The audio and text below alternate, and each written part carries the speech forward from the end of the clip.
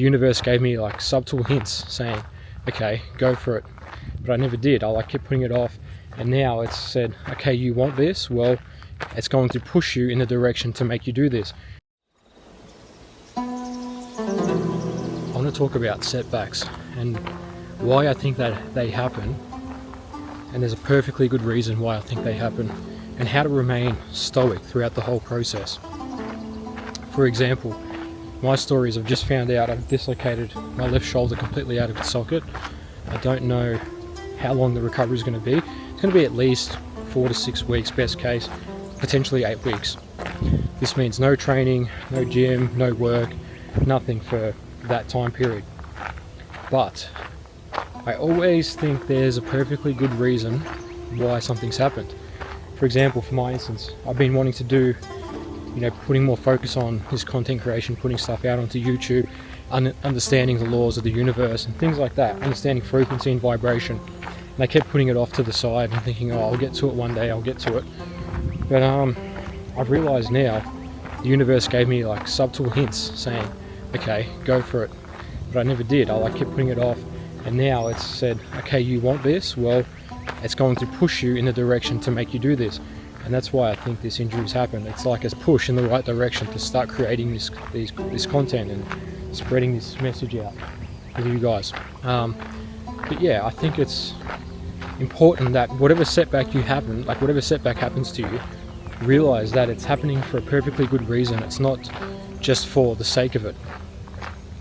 So when I say this, when like all these multi-millionaires out there that you see, some guy can be worth $50 million and he completely loses all his money and has to start again. What this means is he's done it once in the past, he knows how he did it, and then you can do it exactly or 10 times quicker than he did it the first time round. So don't be deterred by setbacks and thinking, oh, that's it, like it's all coming to an end now, I have to start all over again. Because that's not the case. What you're starting with now, the knowledge that what you have, what you've curated over the last X amount of years, will help you get back what you got 10 times quicker. And the journey, the process going through it will be so much more enjoyable because you know now what the ups and downs are and everything like that. It's always like the first time you do something, it's the hardest to do it. But the second time you do it, it's quicker. The third time you do it, it's quicker again. Hence why some people who are that confident in themselves, they know exactly who they are and what they're doing, they can risk things and they can go all in on certain projects and things like that, because it doesn't matter if they lose everything, because they know how to get it all back just as quick, or if not quicker. But it's so important to remain stoic throughout the whole process and understand why these things happen. And the universe places these things in our path for a specific reason. You're exactly where you need to be when you need to be there. There's no accident that you lost X amount of dollars, or you've lost this relationship, or you've injured yourself, or whatever it is. Because I feel like it's almost like a test from the universe to say, hey, do you really want this? Well, this is going to push you in the direction to get there. But it's also be grateful for these setbacks, because what you're going to learn is you wouldn't be able to learn this without having the setback. It's like as counterproductive or counterintuitive as it sounds, like you're going backwards. It's actually like a slingshot. It's like pulling you back, preparing you to launch for something much greater than what's to come, what's ahead. And you couldn't have what's ahead without having this setback originally. So be grateful for the setback and look at what resources you still have access to, the people around you, and things like that. Because if the universe didn't think you were capable of it, it wouldn't have given you this task to begin with. Everything that you've been given of, that you're being placed in front of you to do, it is all exactly aligns perfectly with your capacity. You're not going to be given something that's impossible for you to do. That's why I think these setbacks, in one way, in a sense, they're needed, they're good. It's like a reset. It's like when a forest fire happens, it burns down the forest, and a fresh new undergrowth can grow through, fresh new trees can grow through, new flora and fauna and everything like that. So be grateful for a setback if you do get something like that comes along your path, and don't think, oh, what am I going to do now? I'm stuffed, I have to start all over again, because it's not the case. The universe is giving you this for a certain exact reason.